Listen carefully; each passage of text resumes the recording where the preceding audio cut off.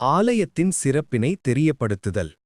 திருபுவனம் கிராமத்தில் அமைந்துள்ள ஸ்ரீ பத்ரகாளியம்மன் மற்றும் ஸ்ரீ காமாட்சியம்மன் ஆலயங்கள் கிராமத்தின் முக்கிய சக்தி தலங்களாகும்.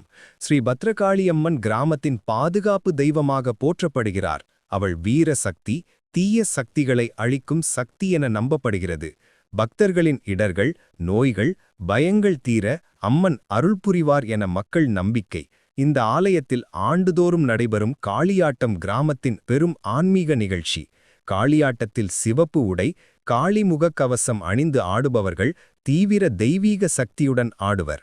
நாதஸ்வரம் தவிழிசையில் காளியம்மனின் வீரரூபம் வெளிப்படுவது பார்ப்பவர்களுக்கு பெரும் அனுபவம். காளியாட்டம் கிராமத்துக்கு பாதுகாப்பும் நலனும் வழங்கும் பாரம்பரிய நிகழ்ச்சி. பத்ரகாளியம்மன் ஆலயம் கிராமத்தின் உணர்விலும் பண்பாட்டிலும் ஆழமாக பதிந்துள்ளது. ஸ்ரீ காமாட்சியம்மன் ஆலயம் கிராமத்தின் மற்றொரு முக்கிய ஆன்மீக மையமாகும். அம்மன் கருணை, அறிவு, அமைதி, வளம் ஆகியவற்றை வழங்கும் தெய்வமாக போற்றப்படுகிறார். வீட்டில் நல்ல காரியம் ஏதும் தொடங்கும் முன் முதலில் அம்மனை வணங்குவது கிராமத்தின் மரபு. தினசரி காலமாலை பூஜைகள் சீராக நடைபெறுகின்றன. வெள்ளிக்கிழமை மற்றும் பௌர்ணமியில் சிறப்பு பூஜைகள் நடைபெறுகின்றன. நவராத்திரி காலத்தில் காமாட்சியம்மனுக்கு ஒவ்வொரு நாளும் வேறு அலங்காரங்கள் செய்யப்படுகின்றன. நவராத்திரியில் கொலு, தீபாராதனை, பஜனை நடைபெறும். பெண்கள் அதிகமாக விரதம் இருந்து அம்மனை தரிசிப்பது இங்கு ஒரு வழக்கம். அம்மனை பார்த்தாலே மன அமைதி கிடைக்கும் என பக்தர்கள் அனுபவமாக சொல்வர்.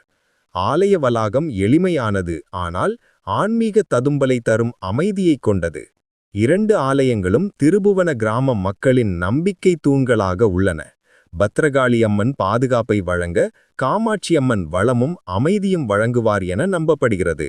இந்த இரு தெய்வங்களும் திருபுவனத்தை ஆன்மீக ரீதியாக பாதுகாக்கும் சக்திகளாக பார்க்கப்படுகின்றன. கிராம மரபுகளை தலைமுறைகளாக பாதுகாக்க இந்த ஆலயங்கள் முக்கிய பங்காற்றுகின்றன. பக்தர்கள் இரு தாய்களையும் தங்கள் குடும்பத்தை காக்கும் தெய்வமாக கருதுகின்றனர். எனவே பத்ரகாளியம்மன் மற்றும் காமாட்சியம்மன் ஆலயங்கள் திருபுவனத்தின் ஆன்மீக அடையாளம் மற்றும் பெருமையாக திகழ்கின்றன.